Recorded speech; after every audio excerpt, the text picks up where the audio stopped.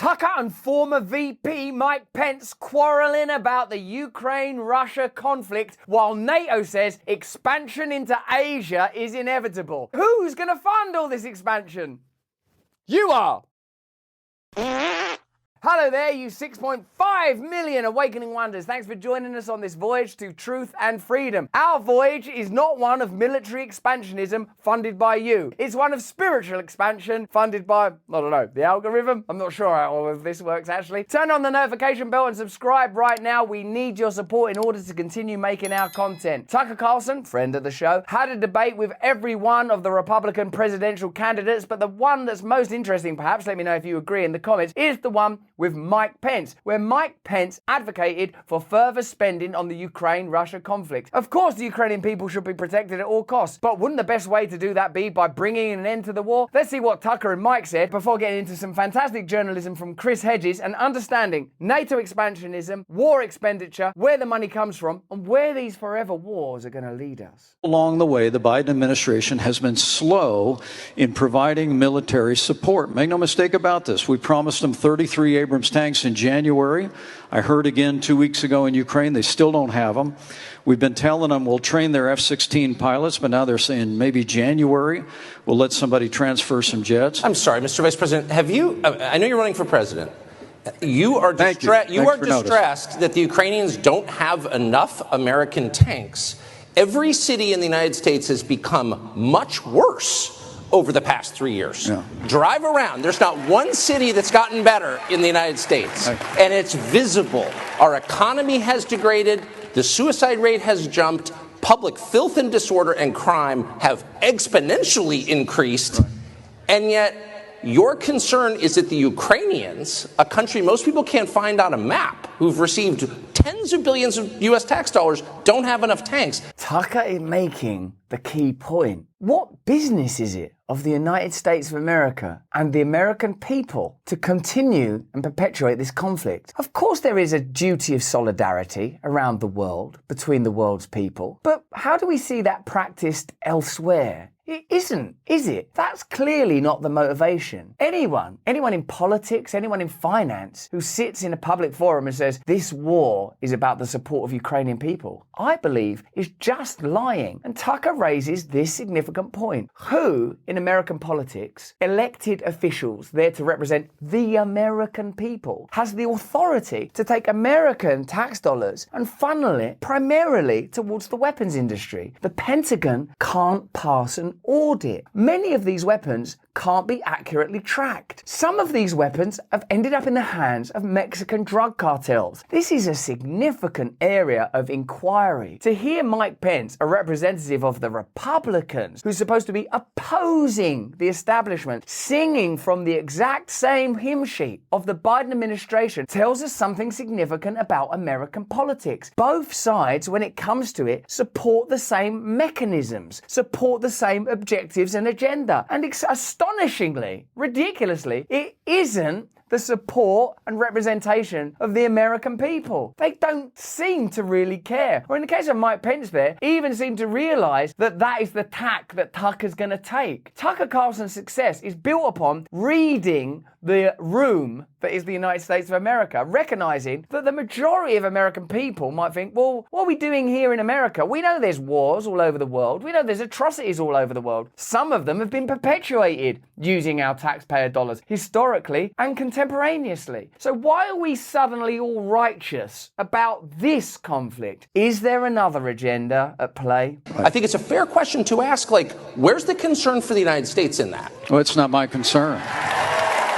Well, mate, it should be. If you're running for the President of the United States of America, you're not running for the President of Ukraine. You're running for the presidency of the United States of America. That's not my concern. Isn't this odd? I'm not actually a super pro-nationalist person either. I believe in devolution of power wherever possible. I think we've been hoodwinked and conned by patriotism. I think that service people that have given their lives for their nation have done a bold and brave thing, and their bravery and courage has been disgracefully misused for military, financial, financial, globalist objectives. And that has been going on for a lot longer than the United States of America, and my little old country is probably one of the great engineers of the model. But at least if you're representing your nation, you are representing the people whose tax dollars or tax wealth you are accumulating. Can you see how delirious they are? They don't even have a connection to the obvious fact that it is their job to run the treasury of a particular nation in accordance with the will of the people of that nation. Tucker, I've heard that routine from you before, but that's not my concern. I'm running for president of the United States because I think this country's in a lot of trouble. Yeah, I think Tucker Carlson was saying that America is in a lot of trouble, and perhaps is in a lot of trouble because instead of representing the interests of American people, it's representing the interests of the military-industrial complex, big pharma, big tech, and that the political class has been long co-opted by corporate and financial interests that you can safely call global because they don't significantly or sufficiently pay taxes in the countries in which they operate. They frequently receive subsidies, I'm talking about big food and big agriculture, from the countries in which they operate. And the guiding principle is not what is best for American people, all American people, but what can we do to extract public wealth and funnel it towards private interests? And the number one answer to that question seems to be war. And to further augment this globalist agenda and to create a bureaucratic structure to facilitate more global conflict, NATO wants to expand. Senators Dan Sullivan, Republican, Arkansas, and Tammy Duckworth, Democrat, Illinois, agreed on Sunday that NATO expansion into Asia was inevitable. What about the lack of democracy in that statement? It's inevitable. You fund NATO, but it's inevitable. You're not like, well, would you like that or not? As the Western military alliance increasingly has its eyes on China. That's good news because China, like Russia, are a real pushover nation when it comes to wars. Expanding into their territory is the very kind of thing that might provoke them. And has anything like that happened recently? Oh yeah, the war we're in right now. Both senators made the comments on NBC's Meet the Press. Meet the Press, funded by Pfizer, I assume. When asked by host Chuck Todd if NATO expanding into Asia was inevitable, Sullivan replied, I think it is, and I think it was a positive summit. Well, that's the news, everyone. We're going to have another war against an indefeatable nation. Good night. No. Here's some analysis from Pulitzer Prize-winning conspiracy theorist Chris Hedges, who in a proper and sensible world would be lauded as an elder and as a wise person of our global tribe who can warn us of the direction we're heading in based on what he's investigated previously. But in our culture, he's regarded as some nut job whose content gets pulled off the internet. That's how crazy it's become. The Russian invasion of Ukraine was a war crime, although one that was provoked by NATO expansion. Already, Chris Hedges is explaining to us that two things can be true simultaneously. The invasion was a war crime. It's not like you have to go, I love Russia and they should be able to do what they want. But it was provoked by NATO. Oh, that's how it happened. Now I'm a bit cleverer. And by the United States backing of the 2014 Maidan coup, which ousted the democratically elected Ukrainian president Viktor Yanukovych. Yanukovych wanted economic integration with the European Union, but not at the expense of economic and political ties with Russia. The war will only be solved through negotiations that allow ethnic Russians in Ukraine to have autonomy and Moscow's protection, as well as Ukrainian neutrality, which means the country cannot join NATO. The longer these negotiations are delayed, the more Ukrainians will suffer and die. Their cities and infrastructure will continue to be pounded into rubble. That shouldn't be a controversial statement. That seems to me to be an accurate diagnosis. Ukraine can't join NATO because Russia do have a voice in the world. And there are ethnic Russians living in Ukraine and they want autonomy and an affinity with Moscow. If that can be achieved, what's the problem? I'm sure, as with all geopolitical issues and regional disputes with long, old, historic roots, there will be complexity. But we're not talking about how do we achieve perfection. We're talking about, is there something better than what's happening now? The deaths of thousands of Ukrainians daily, the squandering of American tax dollars, the increasing tension and destabilization of our planet. Could we improve on that? Maybe. But this proxy war in Ukraine is designed to serve US interests. That's already been publicly admitted by Mitch McConnell. The most basic reasons for continuing to help Ukraine degrade and defeat the Russian invaders are cold, hard, practical American interests. It enriches the weapons manufacturers, weakens the Russian military, and isolates Russia from Europe. What happens to Ukraine is irrelevant. That's the cold, hard truths. This is the kind of statement that shows you how globalist, corporatist politics really works. This is an insight into the mindset of the people that make these decisions. First, equipping our friends on the front lines to defend themselves is a far cheaper way, in both dollars and American lives, to degrade Russia's ability to threaten the United States, admitted Senate Republican leader Mitch McConnell. Second, Ukraine's effective defense of its territory is teaching us lessons about how to improve the defenses of partners who are threatened by China. It is no surprise that senior officials from Taiwan are so supportive of the efforts to help Ukraine defeat Russia. Third, most of the money that's been appropriated for Ukraine's security assistance doesn't actually go to Ukraine. It gets invested in American defense manufacturing. This is not investigative reporting from detractors of the war. This is the voice of the people that are perpetuating the war, explaining to you what they're doing. Remember the era when it was just flags on windows, the yellow and blue bit? That's gone now, hasn't it? We're not doing that anymore. Support Ukraine, because that was only necessary to get you over the hump, to establish the principle. We're spending your tax dollars on this war. Why? What? Humanitarianism,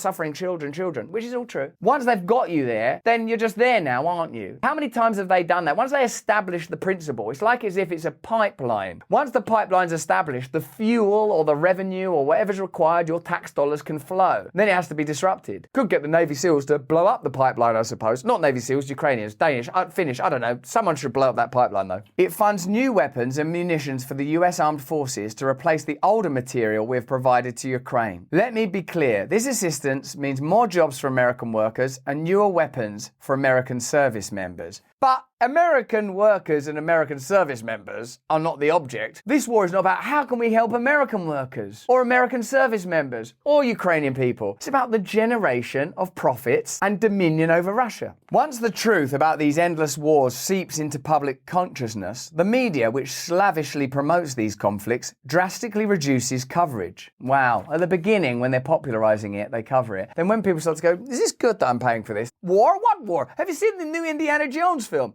No. The military debacles, as in Iraq and Afghanistan, continue, largely out of view. By the time the US concedes defeat, most barely remember that these wars are being fought. Chris Hedges is someone who's been through this many, many times. I can almost hear his weariness in explaining to you. Do you remember Afghanistan? No, what do you mean Afghanistan? Iraq? Do you remember Iraq? What? Iraq? You remember? Always. How many times do we have to go through the process of being told we're in a humanitarian war, realizing it's for profit, that the motivations for the war weren't actually there in the first place? It all gets botched, it's horrible, it's a mess, everything's worse than before it. Then we do it again. How appealing are these stickers on windows? The pimps of war who orchestrate these military fiascos migrate from administration to administration. Between posts, they are ensconced in think tanks. Projects for the New American Century, American Enterprise Institute, Foreign Policy Initiative, Institute for the Study of War, the Atlantic Council, and the Brookings Institute, funded by corporations and the war industry. Once the Ukraine war comes to its inevitable conclusions, these Dr. Strangeloves will seek to ignite a war with China. The US Navy and military are already menacing and encircling China. God help us if we don't stop them. Hopefully, God will help us now. But God has no hands but ours. It will ultimately require our opposition to these ongoing wars to prevent them. These pimps of war con us into one conflict after another with flattering narratives that paint us as the world's saviors. They don't even have to be innovative. The rhetoric is lifted from the old playbook. We naively swallow the bait and embrace the flag, this time blue and yellow, to become unwitting agents in our self-immolation. Since the end of the Second World War, the government has spent between 45 to 90% of the federal budget on past, current, and future military operations. It is the largest sustained activity of the US government. It's the main thing the US government does. Like, when Tucker asked that question, like, shouldn't we do something about our cities and our collapsing social institutions? The answer is, no, we shouldn't, because our business is war, then distracting you from that war by making you focus on the opposing other one of two teams that you could be supporting. Oh, it's because the Democrats are doing this in San Francisco. Oh, it's because the Republicans are doing that in Florida. No, it's because both are doing that in Russia and China and Afghanistan and Iraq. And the list goes on and on and on. It has stopped mattering, at least to the pimps of war. Chris Hedges is digging pimps of war, isn't he? I'm going to keep writing that. Whether these wars are rational or prudent. The war industry metastasizes within the bowels of the American empire to hollow it out from the inside. The US is reviled abroad, drowning in debt, has an impoverished working class, and is burdened with a decayed infrastructure as well as shoddy social services. So Chris Hedges there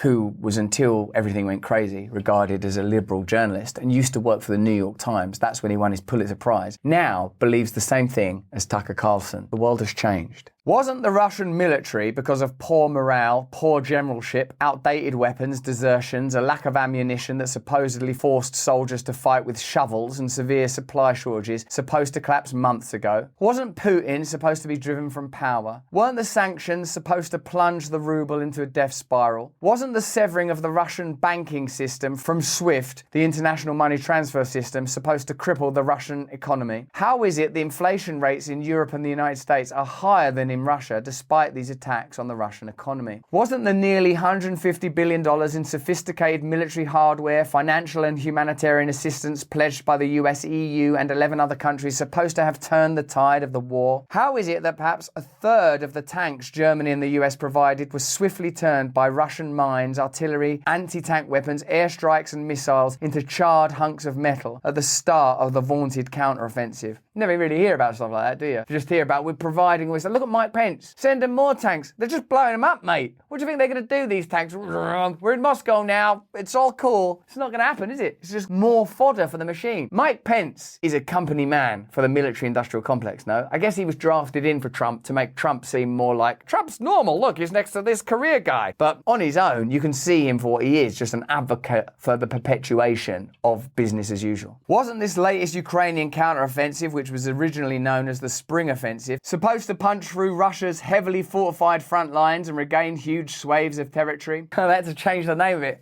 Guys, the problem with the Spring Offensive is it's winter now and the offensive is still not working. Just call it the counteroffensive, or even better yet, the Christmas offensive. Jingle bells, jingle all the way. Oh, what fun it is to fund wars in which Ukrainians are slain. Hey! How can we explain the tens of thousands of Ukrainian military casualties and the forced conscription by Ukraine's military? Even our retired generals and former CIA, FBI, NSA and Homeland Security officials who serve as analysts on networks such as CNN and MSNBC can't say the offensive has succeeded. And what of the Ukrainian democracy we're fighting to protect? Why did the Ukrainian parliament revoke the official use of minority languages, including Russian, 3 days after the 2014 coup? How do we rationalize the 8 years of warfare against ethnic Russians in the Donbass region before the Russian invasion in February 2022? That's why questions can't be asked anymore, isn't it? That's why we live in this regimen of global censorship, because the ability to ask questions prevents this kind of centralized corruption. Do you think the people that benefit from these wars are really censoring social media spaces because they don't want your feelings to be hurt? Do you think so? These people that perpetuate this kind of economic modality that requires death in order to function are like, the problem is people are being rude about trans people. I don't mind wars in Afghanistan, Iraq, Ukraine, perpetual war, funding them, ineptitude in the Pentagon, death everywhere, journalists being slaughtered and murdered if it suits our ends. But one thing I will not stand is people that are neither male nor female being abused.